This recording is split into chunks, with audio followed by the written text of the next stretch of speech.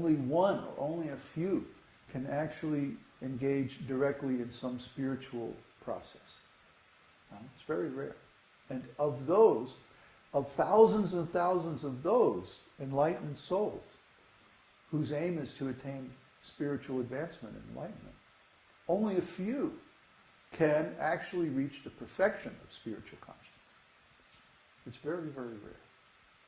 So what are the characteristics of a person that makes them eligible to attain this path? We'd like to give it to everybody.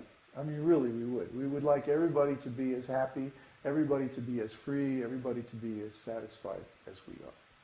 But that's not possible because people have different desires.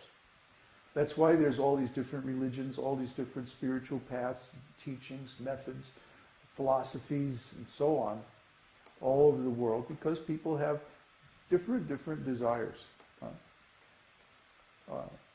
In a way, that's their misfortune, because if they would simply desire God, simply desire to be happy, simply desire to be in love, then that would be easy. But because they have so many different desires, they become confused. They get led astray. They get entangled in illusion. What's the definition of illusion? Illusion is when God's energy is separated from God. Now, from one point of view, God's energy is never separated from God. But if we look at it the wrong way, we might think it is. Oh, I don't see God walking down the street, you know. He's not laying claim to this material world anywhere. Where is he? Can you see him? Can you show him to me? Where is he? Come on. So they're looking out through the senses. They'll never see God that way. They have to look within, then they might see. So when people say, well, can you show me God? They challenge us. Can you show me? Where is he? Come on. Well, are you qualified to see God? Do you know how to see God? That's our reply. And of course, most people don't. But Nectar of Devotion is giving the actual method of how to see God, how to come face to face with God. And what is that method? It's devotional service. So there are, before I get to that, in this material world, one is engaged in different activities to get material results. That's why we're here. I want this, I want that, I want to enjoy this, I want to do that, I want to go here, I want to go there, I want to do this and that. So many desires. So we're entangled in this net of desire. And because of that, we're suffering in different ways on account of the cause and effect relationship of karma. But when we finally get tired of this suffering and we say, no, actually, I want to find a way out of this, I can imagine that there's a state in which I would be happy all the time because I felt a little bit of happiness now and then. I know it's possible. So there must be a way out of this suffering so that I could be happy all the time. So then we start to search, we start to look, we start to go to the here and there and listen to different teachings and hear different philosophies and practice different things. So after many, many attempts to actually gain happiness, we may finally come to hear someone who is actually enlightened. And that's the beginning of our good fortune.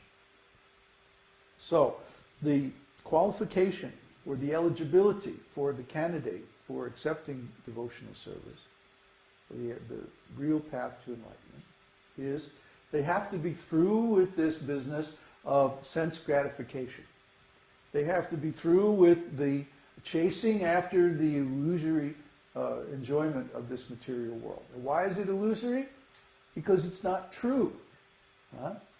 Like the Buddha says in Madhyamaka, the world is the way it is. But we're looking at it in a perverted way. We're looking at it in the wrong way. So we don't see it as it is. We see it in some other way. If you don't believe what I'm talking about, just go down to the town hall and sit in the traffic court and listen to the witnesses from the prosecution and the defense talking about the same thing, the same event, the same exact experience. But because one is looking at it one way and one's looking at it the other way, their description sounds completely different. How is this possible? It's the same exact incident, the same exact experience. Yet, when the cop gives his testimony, he says, "Yes, Your Honor, the man was clearly speeding at least 10 miles an hour over the limit." And the guy says, "No, my speedometer doesn't even go up to 60. I don't even, I can't. There's no way my car could be going that fast. I had my foot on the brake." I mean, on and on and on like this. Or go, any trial. Just follow. You don't even have to go. Just follow the newspapers or on the line. You'll see. People describe the same exact events in completely different ways. Why? They're looking at it different. In the same way, when we look at this material world with the eyes of one who wants to enjoy it, with the eyes of lust, I want this, I want that, I want to enjoy this, I want to. We see it in a different way than if we look at it with the eyes of, oh, this is God's energy, this is for His service.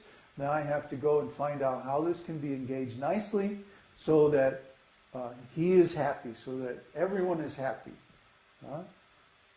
Then it's a whole different world. Simply because we're looking at it different. Simply because our expectations are different. Our consciousness is different. So, when we look at this world as God's property, we see it very different from when we look at it as our property. Isn't it? So when we start to look at this world as God's property, then the possibility of real happiness is there. Until then, the only happiness we can have is maybe a little temporary sense enjoyment. And then we have so much karma we have to pay. So that happiness is very fleeting. Prabhupada used to call it flickering. This happiness in this material world is flickering.